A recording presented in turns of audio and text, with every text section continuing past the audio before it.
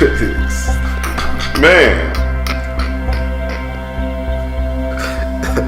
we couldn't watch our mouths and not do offensive language if we wanted to. Try to get paid anyway.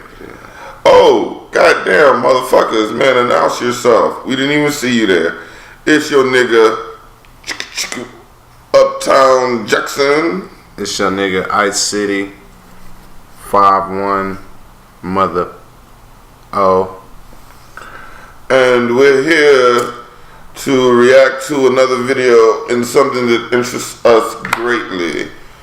We believe that it is more logical and likely that aliens have come many, many years ago and visited ancient civilizations and steered us to where we are now, rather than some invisible man in the sky breathing life into dirt and people arriving, or that we and monkeys have the same ancestors. That just sounds silly. So we found a video on YouTube and we're going to react to it. We've never seen it. It should be great fun. Join us, won't you, as we react to top 5 reasons that aliens have visited ancient civilizations. You know, you heard me, boy. This nigga from the Magnolia Projects, and that's when you know a nigga high, you heard me? When a nigga speak a whole nother language, you feel me? Alright, so here we go. But yeah, no. Almost all kidding aside, what I said was true. Like, you can call us crazy or sci-fi. I've been called a lot of shit. But to me, this just makes more sense than we're taught that man was once primitive and over time evolved into what we are today. But what if that's not the whole truth? What if ancient man possessed sophisticated technology from advanced beings that we can't comprehend even today? The following ancient objects, text, and structures will make you question the history books. These are the top 5 reasons ancient civilizations were visited by advanced beings. Number 5, the aluminum wedge of Ayut. What the fuck that is? You know what that is? In 1974, workers in Ayut, Romania, were digging a trench along the Mureș River when they discovered a set of mastodon bones buried under 35 feet of soil. Mastodon? Mastodons are prehistoric creatures that are related to the elephant. And Black Rangers. Bigger, stronger, and lived in prehistoric times. And while it was a great find, there was something else that was much more exciting. More exciting than right next to the bones was a curious artifact. An aluminum-shaped wedge that looked like it came from a hammer. Aluminum is created when there is an intense heat, approximately 1,000 degrees, and what's more, it doesn't occur naturally.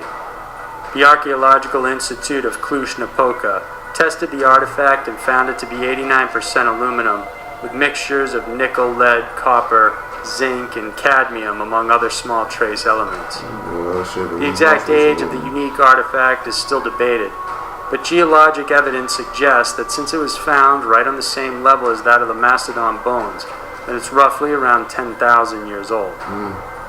Specialists have pointed to the oxidized layer coating around the object, which points to the fact that it's See what's under there. Hey, right here. Add to the fact that aluminum wasn't mass-produced until the 1800s, and you have to wonder how this item got so far down beneath the Earth's surface. Somebody else was For digging. years, the mysterious wedge sat in the Museum of Transylvania until someone stumbled upon it. UFOlogists suggest it's proof ancient man did have visitors who were far more advanced than we are today.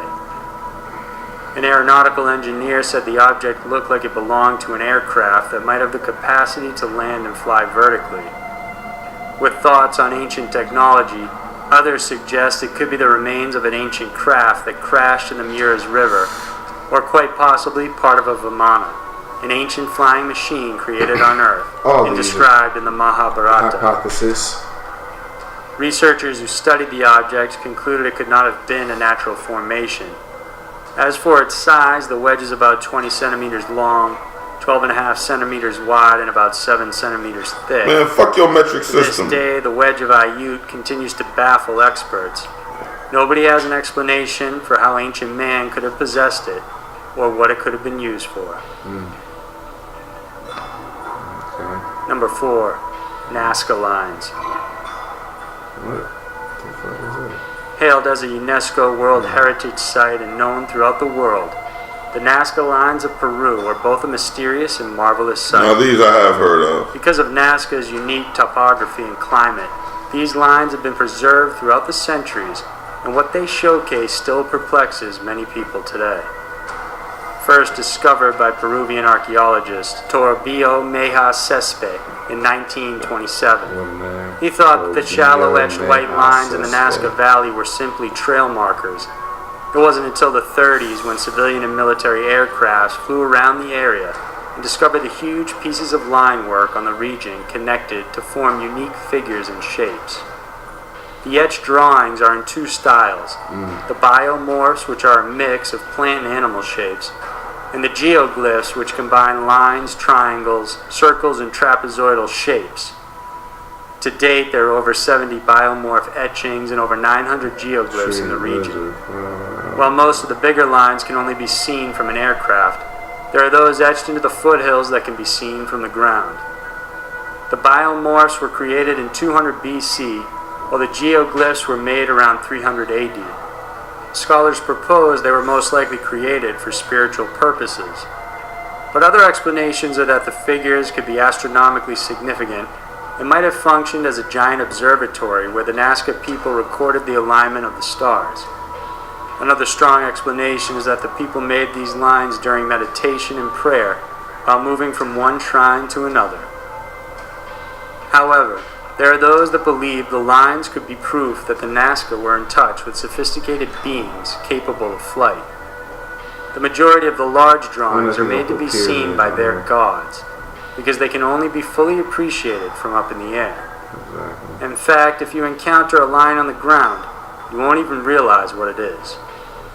Erich von Däniken first proposed these lines could have been created to be appreciated by UFOs or some advanced beings that had the capability of flight.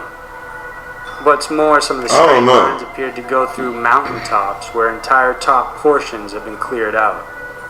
Could these have been used as landing sites by some ancient advanced vehicle visiting the world during the time? I don't know. Von Däniken but the shit is weird. It's incredible. Yeah, like how today, most of the Nazca lines are still being studied. No one knows for sure what their purpose is, but there's no doubt they likely have a much deeper meaning than just decoration for the valley. And it's possible they provide crucial proof that at some point, either the people living back then, or perhaps some other race entirely, already had the capability of flight. We're on the field and nigga, we doing it on mountains. Number 3, aliens in the Third Reich. Mountain crowd. When it comes to aliens, most people don't immediately associate the Nazis with them. But it seems the Third Reich might have known something that the rest of the world didn't. If indeed advanced beings visited us in the distant past, is it possible they also visited during the 20th century? The rise of Hitler and his army's acquisition of unique technologies at the time was overwhelming. They managed to quickly develop powerful weapons and were in fact during World War II creating new massive weapons and vehicles that were far more technologically advanced than any others of the time.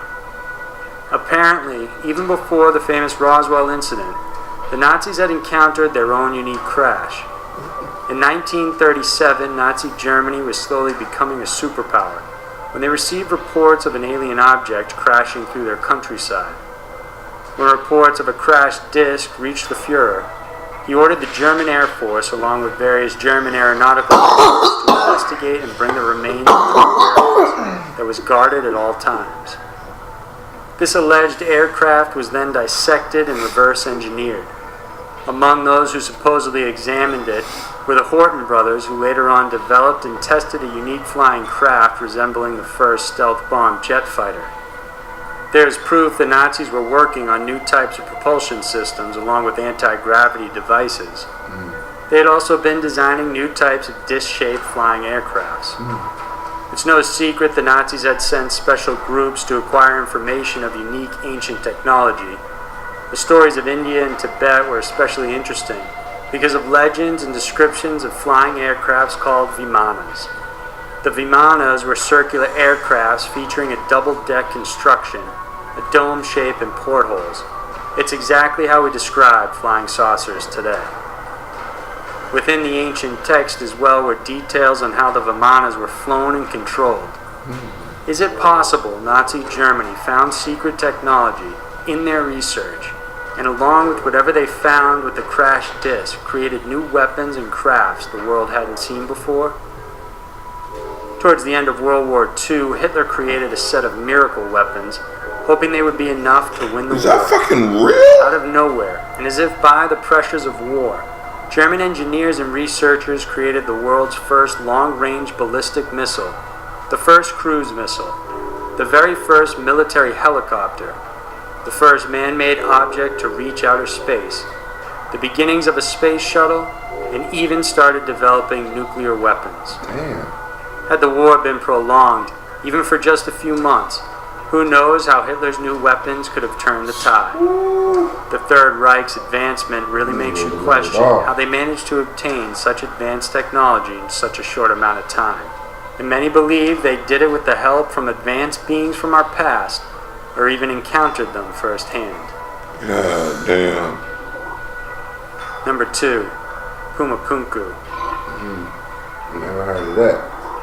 One of the most ancient sites in the world, Pumapunku remains a strange and enduring mystery. This nigga ain't saying nothing. Found southeast of Lake Obvious shit. Titicaca in the Andes Mountains, Pumapunku has been dated to be around 15,000 BC and predates that of the Inca settlement. Pumapunku is actually part of the Tiwanaku, a significant religious site in later Incan traditions. Known in Aymara language as the Door of the Puma, the complex is made up of an unwalled western court, terraced platform, a walled-in court in the eastern section, and a central esplanade without any walls. While ancient sites are always intriguing, this one is extra special because of the unique megalithic stones found within the complex. See, instead of simply being shaped, certain blocks are cut with such precision, no one knows how it could have been done. The precisely cut doorways include no chisel marks at all, and some of the designs look like they have been finely cut to fit each other like a jigsaw puzzle. Arthur Poznansky, an engineer and explorer, believed the temple was built like a huge clock. Every single thing was meticulously created, and he was quoted as saying he couldn't even wedge a needle between them at any point. Various other modern engineers agreed with his conclusions regarding the precision as well. That's crazy. Builders of the complex were capable of creating right angles and smooth edges just like glass. Additionally, it's determined that these huge blocks of stones were quarried over 60 miles away, so it's also a mystery how they were able to move such heavy stones to this site. Pumapunku is found at 12,800 feet above the natural tree line, so there are none growing in the area. Hence, the locals could not have used tree rollers to transport the stones from the quarry. These giant rocks were often made from granite and diorite, which are two of the hardest stones on Earth. In fact, the only thing harder than these would be a diamond. It seems highly unlikely that people in this area had access to diamond cutters in order to carve out these megalithic stones with such accuracy. This is the type of shit. Even with today's high-end This dude is technology, good. it's nearly impossible to recreate the ruins I to a really T. like his videos. In order for an ancient civilization to create such astonishing works, they had to have an elite understanding of geomancy, mathematics, and astronomy, not to mention access to machinery. They would need some sort of device and have advanced building capabilities to create intricate cuts on such hard stones. Yet no trace of any equipment has ever been discovered. The site of Pumapunku is still being explored, and however strange it sounds, many believe that the only way it was created was with highly sophisticated technology that at the time simply didn't exist here on Earth. And never will again. What's number one, nigga? If that was number two. Number 1. Ancient text and carvings. Perhaps the strongest proof hinting at the existence of advanced beings interacting with ancient mankind are those found in ancient text and carvings. For modern man, much of ancient civilization Yeah, it's is like, a mystery. okay. But what's even more puzzling is seeing unusual You can creatures believe or them old ass objects that don't have stones any got cut place in and the chiseled past. and they 10,000 years old. There are several examples of What about this, rocks and including shit those and found in this? Sumerian That's like texts. a million years old. Sumer is thought to be the first urban civilization in Mesopotamia. In their writings, they tell the tales of Sumerians being used by gods called the Anuna, or the Anunnaki, to help harvest the land. Essentially, they genetically modified humans to help them. Yeah, once again, it's like, nigga, where did these people get that story from? If these is like some of the first niggas to come up with some shit. Object, which is thought to represent the sun or the god An, which they worshipped. But what if these disc-shaped objects are actually crafts? There's also unusual creatures with large heads and eyes that are distinctly different from humans. So could this be their gods? Another example is the ancient Japanese Dogu statues, which showcase various humanoid beings that look like they're wearing some sort of spacesuit or protective gear. Egyptian hieroglyphs also contain interesting relics. One portion of an Egyptian wall even depicts what looks distinctly like a host of flying crafts, including a helicopter and a fighter jet. If these are 3,000-year-old stone carvings, it's hard to connect the dots using our current ideas of history. Another strong proof could be the image of the Incan ruler Pakal, depicted on his sarcophagus. Pakal himself was a great ruler that had managed to keep the Inca civilization thriving. He lived and ruled until he was 80, and upon his death his sarcophagus bore a strange image.